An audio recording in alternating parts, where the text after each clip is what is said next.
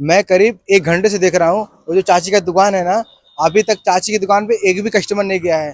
तो मैं चलता हूँ, चाची की जो सब्जी बेच रही है मैं पूरा सब्जी खरीद लूंगा और चाची खुश हो जाएंगी। चाची को मैं घर पर भेज दूंगा। और आइए चलते हैं, चाची का रिएक्शन देखते हैं क्या चाची का रिएक्शन आता है।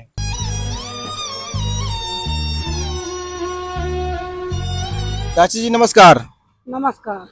अच्छा चाची जी आप ये बताइए, आप ये जो सब्जी का दुकान है कितने बजे लगाती हो?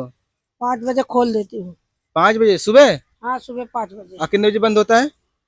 5 बजे, 3 बजे, 3 उन बजे बंद कर देती हूँ। अच्छा 2:30-3 बजे। अच्छा। अच्छा चाची जी ये बताइए, ये जो आपको ठेला पूरा सब्जी दिख रहा है, हम्म, ये पूरा सब्जी कितने का होगा पूरा? पूरा सब्जी हाँ। 40,000 का। 40,000 का? हाँ, 40,000 का। चाची एक काम करो, 10 रुपए का गोभी दे दो। भाग यहाँ से, चल। कहाँ निकलता है इतने 10 रुपया गोभी आता? इतना महंगाई है। 10 गोभी कहाँ नहीं आएगा? नहीं आएगा? कहाँ कहाँ से आते हो? बोलते हो इतने माल है तो बोलते हो इतने गोभी दे दो।